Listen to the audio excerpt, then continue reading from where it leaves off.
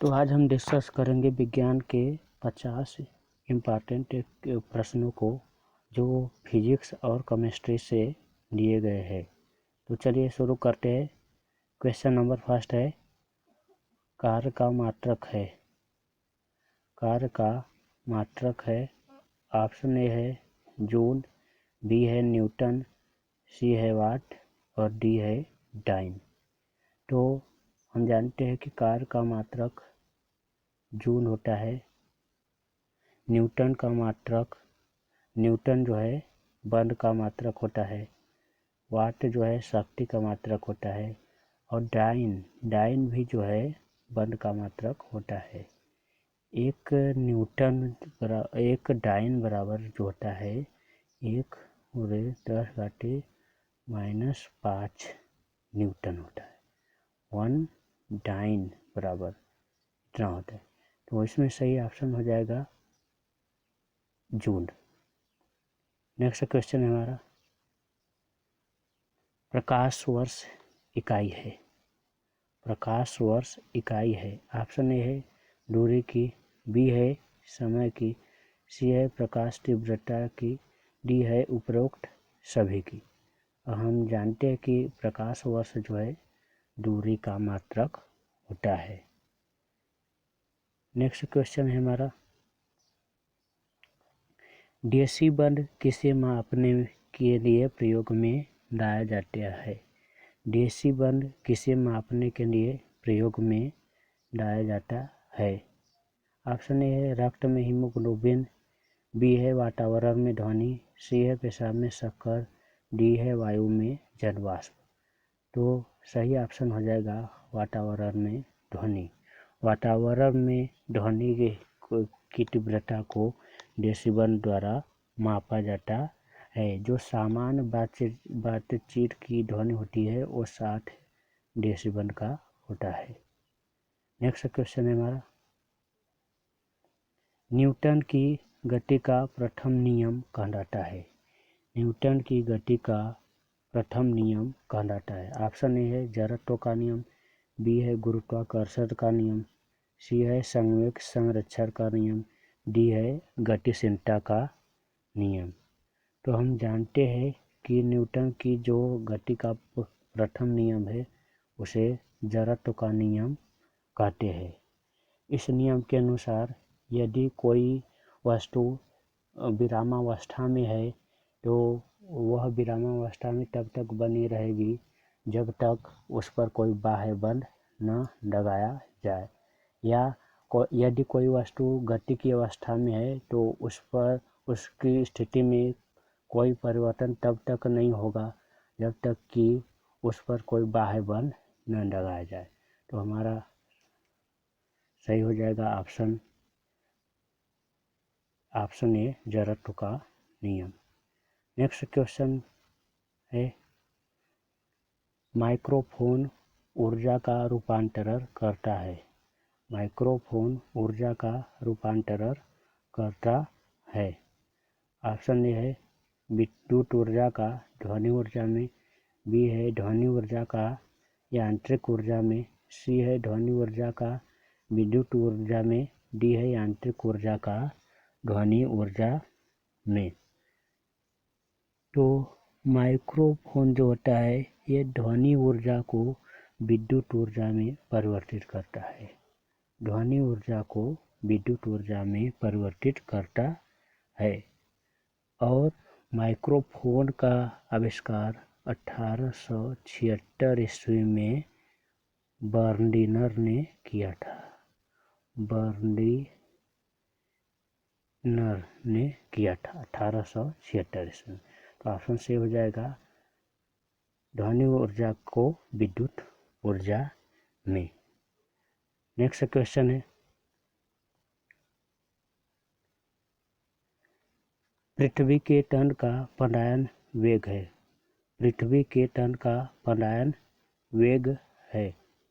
Option A है 11.2 किमी प्रति सेकंड, बी है 12.4 किमी प्रति सेकंड, सी है 10.8 किमी प्रति सेकंड, डी है 13.2 किमी प्रति सेकेंड। तो हम जानते हैं कि पृथ्वी का जो पलायन वेग है वो 11.2 किमी प्रति सेकेंड होता है। और ये पलायन वेग क्या होता है? किसी वस्तु का पलायन वेग उस वेग को कहते हैं जिस पर यदि कोई दूसरी वस्तु पहली वस्तु से रवाना हो तो उसके गुरुत्वाकर्षण के क्षेत्र से बाहर हो जाए। यानी कि हम यदि किसी वस्तु को 11.2 किमी प्रति सेकेंड की स्पीड से फेंकेंगे तो ये पृथ्वी के गुरुत्वाकर्षण क्षेत्र से बाहर हो जाएगा। तो हमारा ऑप्शन सही हो जाएगा 11.2 किमी प्रति सेकेंड। नेक्स्ट क्वेश्चन है, एक गिलास में पानी पर बर्फ तैर रही है।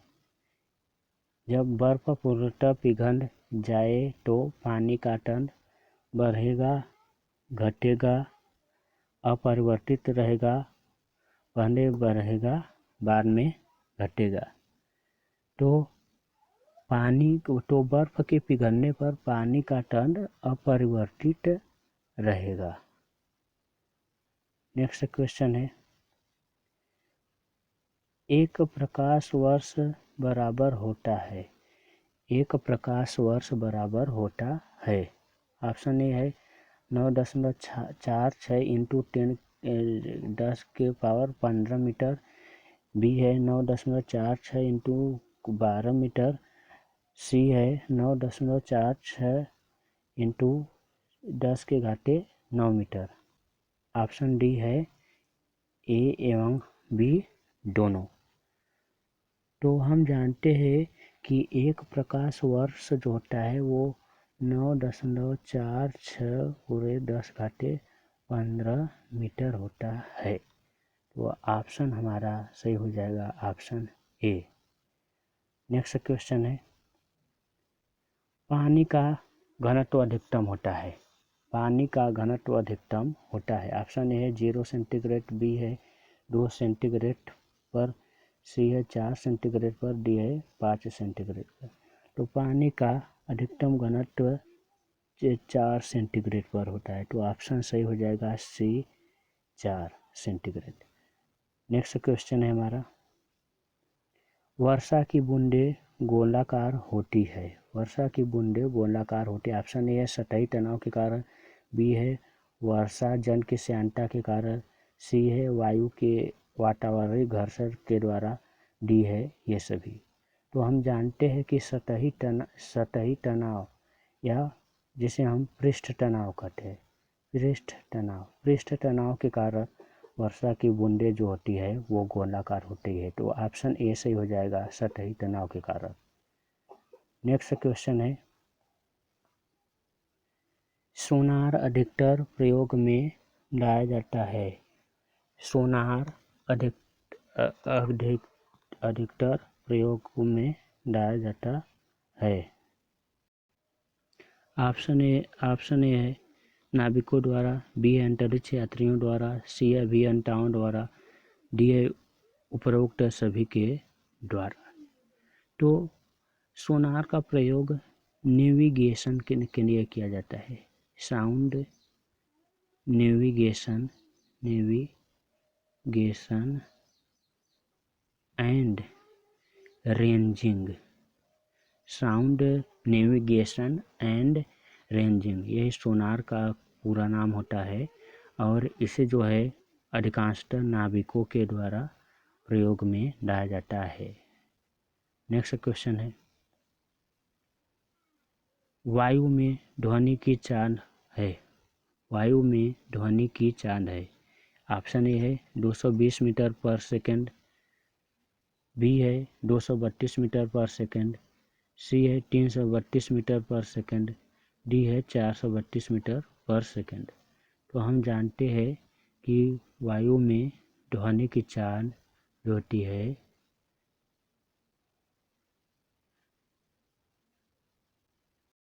332 मीटर पर सेकंड होता है। तो ऑप्शन हमारा सी से हो जाएगा। नेक्स्ट क्वेश्चन है, मानव शरीर का तापमान 98.6 फ़ारेनहाइट होता है, सेल्सियस स्केल पर यह कितना होगा? ऑप्शन ए है 32 सेंटीग्रेड, बी है 35 सेंटीग्रेड, सी है 37 सेंटीग्रेड, डी है 40 सेंटीग्रेड। तो अगर हम बात करें मानव का शरीर के तापमान का, तो वो फ़ारेनहाइट में 98.6 फ़ारेनहाइट होता है। सेल्सियस में अगर बात करें तो 37 सेल्सियस होता है। और अगर हम केल्विन में बात करें तो केल्विन में ये 310.15 केल्विन होता है। तो ऑप्शन से हो जाएगा सी 37 सेल्सियस। नेक्स्ट क्वेश्चन है हमारा, किस तापमान पर सेल्सियस और फ़ारेनहाइट तापमापियों के मान एक समान होंगे? किस तापमान पर सेल्सियस और फ़ारेनहाइट तापमापियों के मान एक समान होंगे? ऑप्शन ए है -40 सेंटीग्रेड, बी है 212 डिग्री, सी है 40 डिग्री और डी है 100 डिग्री। तो -40 सेल्सियस जो होता है वो -40 फ़ारेनहाइट के बराबर होता है।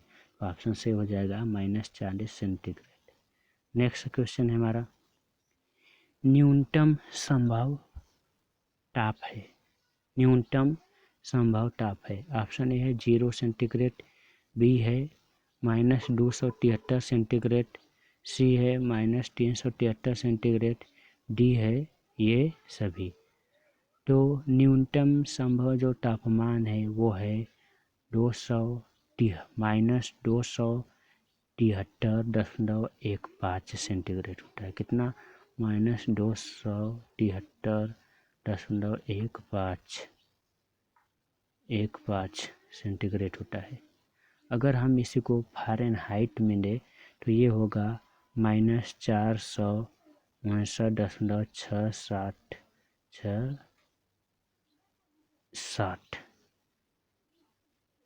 फ़ारेनहाइट, ये फ़ारेनहाइट। नेक्स्ट क्वेश्चन है हमारा, तो ऑप्शन सही हो जाएगा इसमें बी -273 सेंटीग्रेड। नेक्स्ट क्वेश्चन है, ठोस कपूर से कपूर के वाष्प में बनने की प्रक्रिया है।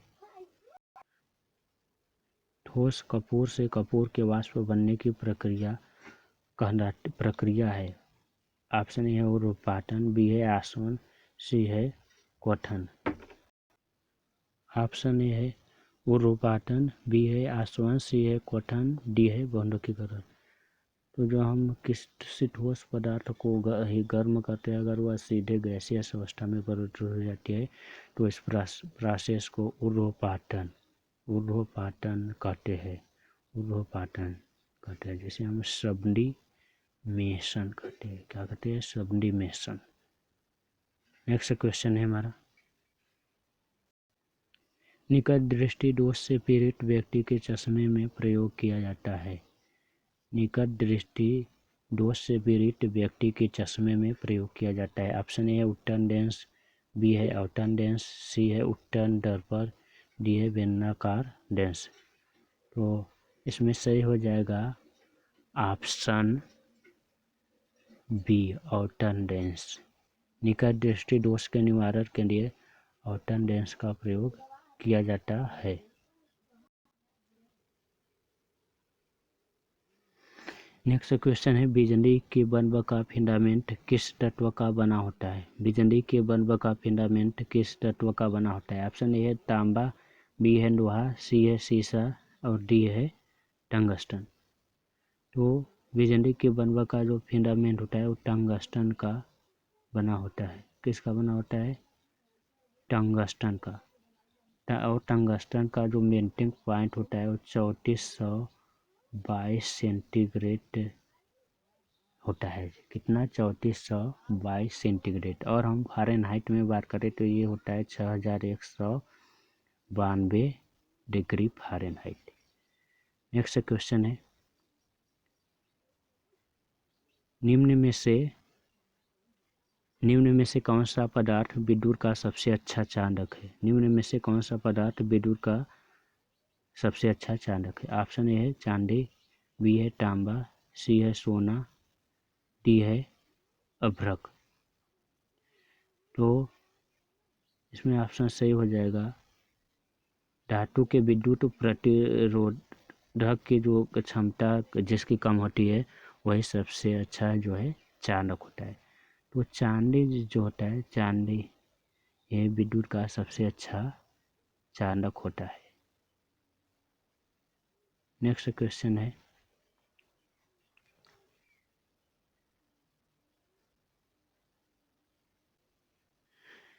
फ्यूज, बिजली के फ्यूज का तार किससे बना होता है? बिजली के फ्यूज का तार किससे बना होता है? ऑप्शन ए है टीन से, बी है शीशा से, सी है निकेल से, डी है टीन और शीशे के मिश्र धातु के। तो बिजली का जो फ्यूज होता है वो टीन और शीशे की मिश्र धातु होती है, टीन और शीशा। तो ऑप्शन डी सही हो जाएगा। नेक्स्ट क्वेश्चन है, सूर्य की ऊर्जा उत्पन्न होती है, सूर्य की ऊर्जा उत्पन्न होती है नाभिकीय संघनन द्वारा, नाभिकीय विखंडन द्वारा, ऑक्सीकरण द्वारा, आयनन द्वारा।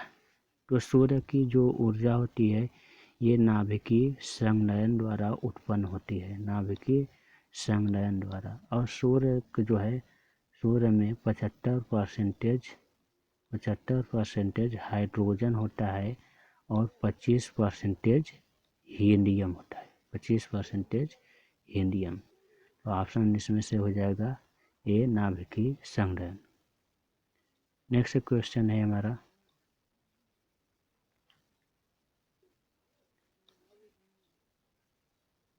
नाभिकीय रिएक्टर में नियंत्रक के रूप में किसका प्रयोग होता है? नाभिकीय रिएक्टर में नियंत्रक के रूप में किसका प्रयोग होता है? ऑप्शन ए है भारी जन, बी है कैडमियम रॉड, सी है आसुत जन, डी है उपरोक्त सभी।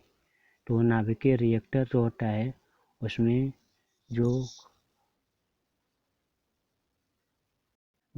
कैडमियम की रॉड होती है उसका उपयोग नियंत्रक के रूप में किया जाता है। तो ऑप्शन सही हो जाएगा कैडमियम सर। नेक्स्ट क्वेश्चन है, किसी अंतरिक्ष यात्री को आकाश का रंग कैसा दिखाई देता है? किसी अंतरिक्ष यात्री को आकाश का रंग कैसा दिखाई देता है? ऑप्शन ए है लाल, बी है हरा, सी है काला, डी है पीला। तो जो अंतरिक्ष यात्री होते हैं उन्हें आकाश का रंग जो है काला दिखाई देता है। नेक्स्ट क्वेश्चन है, क्यूरी किसकी इकाई है? क्यूरी किसकी इकाई है? ऑप्शन ए है तापक्रम, बी है ऊर्जा, सी है उष्मा, डी है रेडियो सक्रियता। तो क्यूरी जो है रेडियो सक्रियता की इकाई है। क्यूरी ने रेडियम की खोज की, मैडम क्यूरी ने रेडियम की खोज की। नेक्स्ट क्वेश्चन है, नाभिकीय रिएक्टर में भारी जन का प्रयोग किस रूप में किया जाता है? नाभिकीय रिएक्टर में भारी जन का प्रयोग किस रूप में किया जाता है? तो ऑप्शन ए है मंडक, बी है शीतलक, सी है नियंत्रक और डी है परिरक्षक। तो नाभिकीय रिएक्टर में भारी जन का उपयोग न्यूट्रॉनों की गति को धीमा करने के लिए किया जाता है, यानी कि मंडक का कार्य। नेक्स्ट क्वेश्चन है, आधुनिक आवर्त नियम का प्रतिपादक कौन है? आधुनिक आवर्त नियम का प्रतिपादक कौन है? ऑप्शन ए है मेंडलीफ, बी है मोजले, सी है डाल्टन और डी है ओगाट्रो। तो इसमें ऑप्शन सी हो जाएगा मोजने। मोजने। आवर्त नियम क्या है? मोजने ने बताया कि तत्वों के आवर्ती गुण उनके परमाणु क्रमांक के आवर्ती फलन होते हैं। नेक्स्ट क्वेश्चन है, पृथ्वी पर सबसे अधिक मात्रा में पाया जाने वाला तत्व है। पृथ्वी पर सबसे अधिक मात्रा में पाया जाने वाला तत्व है। ऑप्शन ए सिलिकॉन, बी है लोहा, सी है एल्युमिनियम, डी है ऑक्सीजन। तो पृथ्वी पर सबसे अधिक पाया जाने वाला तत्व जो है ऑक्सीजन है। नेक्स्ट क्वेश्चन है, सबसे हल्का तत्व है। ऑप्शन ए है हीलियम, बी है लिथियम, सी है सोडियम, डी है हाइड्रोजन। तो सबसे हल्का तत्व लिथियम है। नेक्स्ट क्वेश्चन है, सोना का लैटिन नाम है। सोना का लैटिन नाम है। ऑप्शन ए है क्यूप्रम, बी है आयोरम, सी है अर्जेंटम, डी है कैरम। तो क्यूप्रम जो है कापर का होता है, आरम जो है एयू यानी कि सोने का होता है, और अर्जेंटम एजी जो है चांदी का होता है। तो इसमें सही हो जाएगा ऑप्शन बी आरम। नेक्स्ट क्वेश्चन है हमारा, पारे का प्रमुख अयस्क है। पारे का प्रमुख अयस्क है। ए है पायराइट, बी है बॉक्साइट, सी है हेमेटाइट, डी है सिनेबार। तो इसमें पायराइट जो है ये कॉपर का अयस्क होता है, बॉक्साइट जो है एल्युमिनियम का अयस्क होता है, हेमेटाइट जो है आयरन का अयस्क होता है, और सिनेबार ये जो है ये हाइड्रागायरम यानी कि मरकरी का अयस्क होता है। तो ऑप्शन डी सही हो जाएगा सिनेबार। नेक्स्ट क्वेश्चन है, जर्मन सिल्वर किसका मिश्रण है। ऑप्शन ए है जस्टा एवं तांबा, बी है पीतल तांबा एवं निकल, सी है तांबा जस्टा एवं एल्युमिनियम, डी है तांबा जस्टा एवं निकल। तो जो जर्मन सिल्वर होता है इसमें कॉपर होता है प्लस निकल होता है प्लस जिंक होता है, जिंक यानी जस्टा। कॉपर जस्टा एवं निकल। तो सही हो जाएगा हमारा option number D. Next question है, धोने के सोडा का रासायनिक सूत्र है। धोने के सोडा का रासायनिक सूत्र है। ऑप्शन ए है NaOH, बी है Na2CO3 × 10H2O, सी है NaHCO3, डी है CaOH का ट्वाइस। तो जो धोने का सोडा होता है जिसे हम सोडियम कार्बोनेट कहते हैं, इसका सूत्र होता है Na2CO3 sodium carbonate. Next question है हमारा, उत्प्रेरक वह पदार्थ है जो रासायनिक अभिक्रिया की वेग को ए बढ़ाता है, बी घटाता है, सी परिवर्तित करता है, डी उपरोक्त में से कोई नहीं। तो उत्प्रेरक वह पदार्थ होता है जो किसी अभिक्रिया के वेग को क्या करता है, परिवर्तित करता है, यानी कि ये घटा भी सकता है और बढ़ा भी सकता है। नेक्स्ट क्वेश्चन है हमारा, शुद्ध जल का पीएच होता है। शुद्ध जल का पीएच होता है। तो शुद्ध जल का पीएच जो है 7 होता है। नेक्स्ट क्वेश्चन है, प्रकृति में सबसे अधिक मात्रा में पाया जाने वाला कार्बनिक यौगिक है। प्रकृति में सबसे अधिक मात्रा में पाया जाने वाला कार्बनिक यौगिक है। ऑप्शन ए है ग्लूकोज, बी है फ्रक्टोज, सी है सुक्रोज, डी है सेलुलोज। तो प्रकृति में सबसे अधिक मात्रा में पाया जाने वाला कार्बनिक यौगिक सेलुलोज है। जो पौधे ये सब होते हैं यानी कि प्लांट, उनकी जो कोशिका भित्ति होती है वो सेलुलोज का ही बना होता है। नेक्स्ट क्वेश्चन है, प्रयोगशाला में संश्लेषित किया जाने वाला प्रथम कार्बनिक यौगिक था। ऑप्शन ए है फार्मिक अम्ल, बी है एथिलीन, सी है यूरिया, डी है एसिटिलीन। तो प्रयोगशाला में सबसे पहले यूरिया का निर्माण हुआ था, यूरिया का निर्माण हुआ था। नेक्स्ट क्वेश्चन है, पेंसिल बनाने में प्रयुक्त कार्बन है, पेंसिल बनाने में प्रयुक्त कार्बन है। ऑप्शन ए है सीसा, बी लेड, सी ग्रेफाइट, डी हीरा। तो ऑप्शन सी है ग्रेफाइट, जो विद्युत का सुचालक होता है। नेक्स्ट क्वेश्चन है, पेट्रोल किसका मिश्रण है। ऑप्शन ए इनकोहलों का, बी कार्बोहाइड्रेट्स का, सी हाइड्रोकार्बन्स का, डी हाइड्रोकार्बन्स एवं इनकोहल्स का। तो जो पेट्रोल होता है ये हाइड्रोकार्बन्स का मिश्रण होता है, तो ऑप्शन सी सही हो जाएगा। नेक्स्ट क्वेश्चन, धातुओं में जोड़ यानी कि वेल्डिंग में कौन सी गैस प्रयुक्त होती है। धातुओं में जोड़ यानी कि वेल्डिंग में कौन सी गैस प्रयुक्त होती है। ऑप्शन ए है एथिलीन, बी है एसिटिलीन, सी है प्रोपिलीन, डी है मीथेन।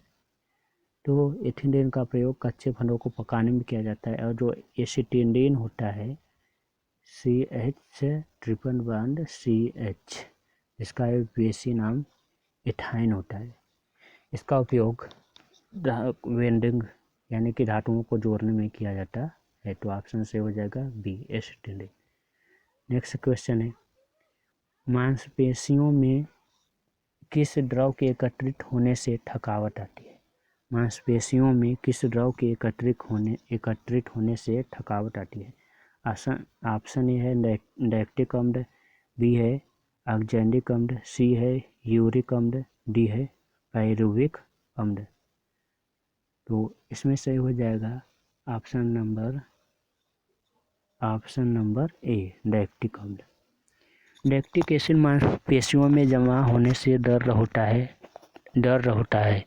थकावट होने पर ठंडे ताजे पानी से नहाने पर ये अम्ल टुकड़ों में विभाजित हो जाता है, जिससे थकावट कम हो जाती है। अगर हम बात करें लैक्टिक अम्ल के स्ट्रक्चर की, तो लैक्टिक अम्ल का स्ट्रक्चर होता है कार्बन, हाइड्रोजन यहाँ है, एक मीथेन ग्रुप, एक कार्बोक्सिलिक ग्रुप और एक एल्कोहलिक ग्रुप। इसी को कहते हैं क्या, लैक्टिक एसिड। नेक्स्ट क्वेश्चन है, फूड प्रोसेसिंग खाद्य परीक्षण हेतु प्रयुक्त होता है। ऑप्शन ए है सोडियम कार्बोनेट, बी है एसिटिक अम्ल, सी है बेंजोइक अम्ल, डी है सोडियम नाइट्रेट। तो बेंजोइक अम्ल का जो उपयोग जो है खाद्य परीक्षण में किया जाता है, बेंजोइक अम्ल का। नेक्स्ट क्वेश्चन है, बुलेट प्रूफ पदार्थ बनाने के लिए किस बहुलक का प्रयोग किया जाता है। बुलेट प्रूफ पदार्थ बनाने के लिए किस बहुलक का प्रयोग किया जाता है। ऑप्शन ए है पानी कार्बोनेट्स, बी है पानी एमाइड, सी है पानी स्टाइरिन, डी है पानी इथाइलिन।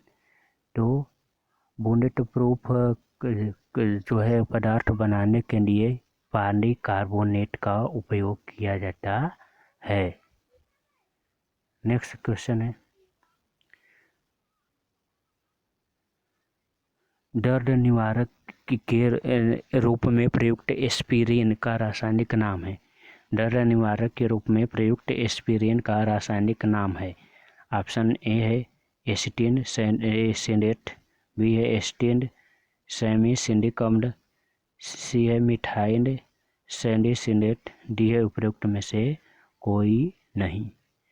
तो एस्पिरिन का रासायनिक नाम होता है एसिटिन सैलिसिलिक अम्ल, एसिटिन सैलिसिलिक अम्ल। अगर हम बात करें इसके स्ट्रक्चर की, तो इसका स्ट्रक्चर होता है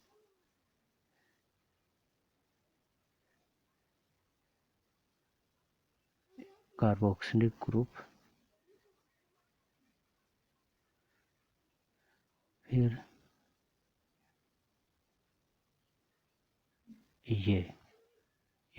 इसी को कहते हैं एस्पिरिन। नेक्स्ट क्वेश्चन है, पेनिसिलिन की खोज किसने की थी? पेनिसिलिन की खोज किसने की थी? ए है रॉबर्ट कोच, बी है डब्ल्यू फ्लेमिंग, सी है अलेक्जेंडर फ्लेमिंग, डी है एडवर्ड जेनर। तो अलेक्जेंडर फ्लेमिंग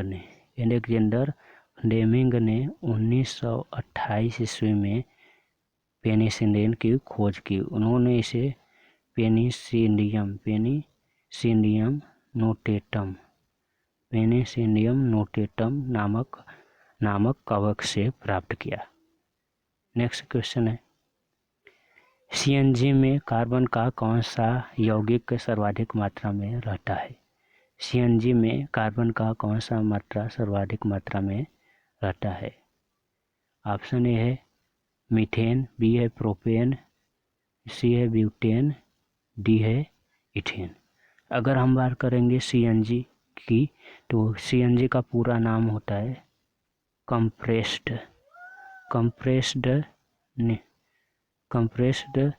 नेचुरल गैस, और इसमें मीथेन की मात्रा सर्वाधिक होती है। मीथेन की मात्रा लगभग 75 से 98% तक होता है। नेक्स्ट क्वेश्चन है हमारा, वायुयान की ट्यूबों में कौन सी गैस भरी जाती है? वायुयान की ट्यूबों में कौन सी गैस भरी जाती है? तो वही गैस भरी जाएगी जिसका वजन सबसे कम होता होगा। ऑप्शन ए है हीलियम, बी है आर्गन, सी है नियान, डी है रेडान। तो ऑप्शन ए सही हो जाएगा हीलियम। ऑप्शन ए सही हो जाएगा क्या? हीलियम।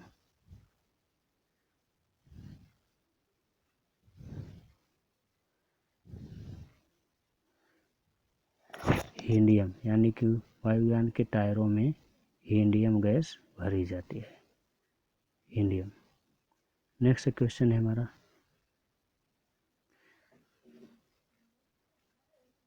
मानव गुर्दे में बनने वाली पथरी प्रायः बनी होती है। मानव गुर्दे में बनने वाली पथरी प्रायः बनी होती है। ऑप्शन ए है सोडियम एस्टेट की, बी है कैल्शियम की, सी है कैल्शियम ऑक्जेनेट की, और डी है मैग्नीशियम सल्फेट की। तो इसमें सही हो जाएगा option number C, calcium oxalate. Calcium oxalate का सूत्र होता है CaC2O4 into H2OX। Next question है हमारा, वनस्पति घी के निर्माण में कौन सी गैस प्रयुक्त होती है? ऑप्शन ए है हाइड्रोजन, बी है नाइट्रोजन, सी है कार्बन डाइऑक्साइड, डी है नियान। तो सही हो जाएगा, ऑप्शन सही हो जाएगा ए हाइड्रोजन। नेक्स्ट क्वेश्चन है, क्षारों द्वारा टेन का अपघटन क्या कहलाता है? क्षारों द्वारा टेन का अपघटन क्या कहलाता है? स्टरीकरण, बहुलकीकरण, साबुनीकरण, डी उपरोक्त में से कोई नहीं। तो क्षारों द्वारा टेन का जब अपघटन किया जाता है तो साबुन बनता है, इसी को हम साबुनीकरण कहते हैं। और साबुनीकरण के दौरान ग्लिसरॉल जो है बाई प्रोडक्ट यानी कि सह उत्पाद के रूप में बनता है।